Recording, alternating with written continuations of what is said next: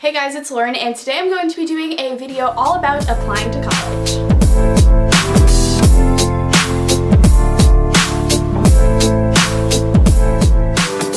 Hello guys, so today I'm going to be doing a whole video about applying to college and the application process and everything like that because I got so many requests from you guys to do that, and right now I'm actually drinking iced coffee from Dunkin'. I don't know if you guys like Dunkin' or Starbucks better. Honestly, Dunkin's so much cheaper and their iced coffees taste so good. So honestly, I'm gonna have to go with Dunkin' for iced coffee. So this video is kind of like, I feel like a more boring one, but don't worry, I'll try to make it fun, and I think it's very informative, and I wish I had a video like this because I had no help. I'm the oldest, so I was the first one to apply to college. Today I'm going to be explaining it to you guys, so hopefully it'll make your guys' life a little bit easier.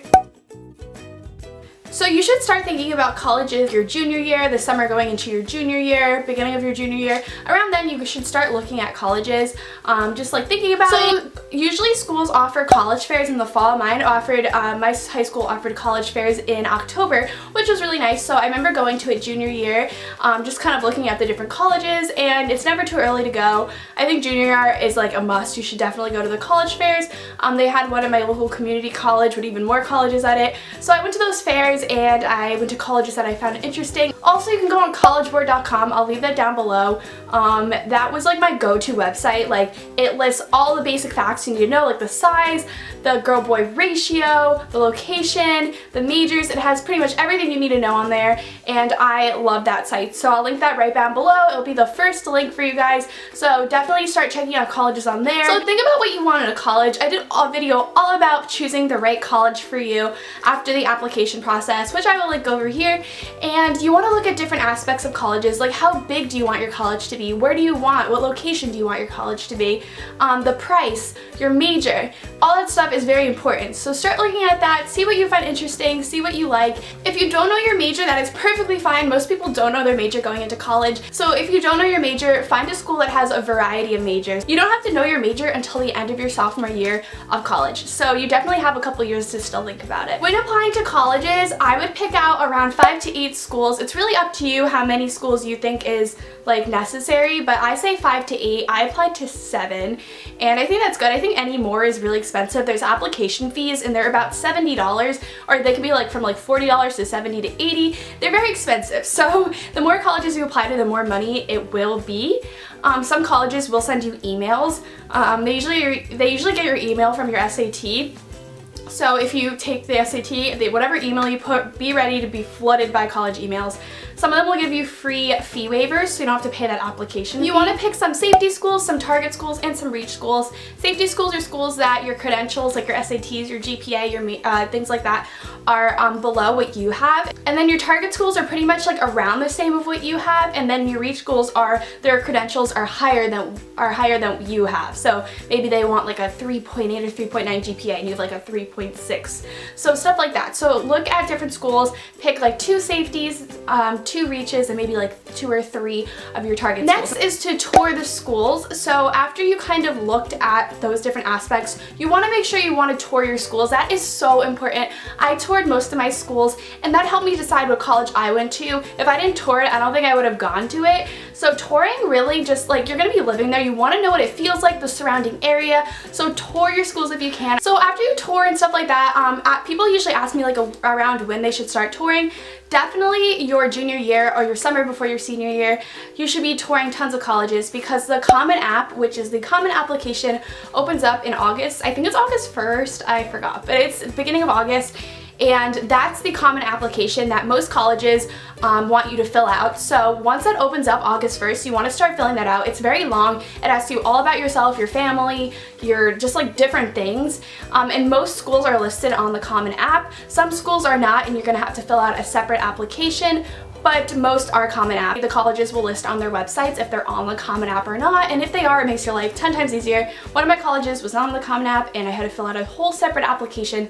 Very annoying. So when you're filling that out, that's usually the August before your senior year, your Common application has your essay on it, and they give you different essay options, but you can easily tweak your essay to fit one of the options. A lot of them are very broad. So you want to make sure that you get your essay done your junior year or the summer before your senior year or before August when the Common App opens up. I did my essay my junior year. Best decision I think I've ever made because it made my life so much easier. I had that essay ready, done. I brought it to all my teachers junior year, and I brought it to another person that I knew that was really good at writing, and I had like 2 to 3 people look it over and make sure that it was really great and thinking of an idea that is unique and different and something that you could write about. And like I said, when the essay options open on the Common App in August, you can tweak your essay to fit one of those options. So going into college, the thing they look at is your overall GPA from all your classes you took in high school. So that's important. Obviously, they want to make sure you're making good grades, but not everything is just based off your GPA. A lot of people think it's just your grades. Your grades are a big component, but they also want to make sure you do other things. Some schools require SAT and ACT scores. Some of the schools I applied to were SAT, ACT optional. They also look at your community service, your involvement. That is very important. How much involvement you had. If you had any leadership positions, that's important. If you did anything unique or different. And they're also going to look at your course load. A lot of people forget about this, but let's say that someone has a 3.8 GPA and someone else has a 3.8 GPA, but the person who had the 3.8 GPA that did AP and honors classes is going to be more qualified. With your guidance counselor, they'll usually send out your transcripts, which those have to be sent to every college you apply to, and also letters of recommendation are another thing that you're gonna have to have. So make sure you get 2 to 3 people to write you a letter of recommendation. I think that was part of the Common App. So it's also good to email a lot of people who work in college admissions. I met one girl from college admissions at a college fair for the college I was going to, and this was before I got in though, and I would email her and ask her some questions, and I think that's just a great way to like get them to see your name and make it look like you're very interested in the college. So you want to submit that Common application as soon as you can. Most colleges due dates are like January 1st, so a lot of people are struggling around Christmas time and winter break to get those applications in. I was done with my application before Halloween.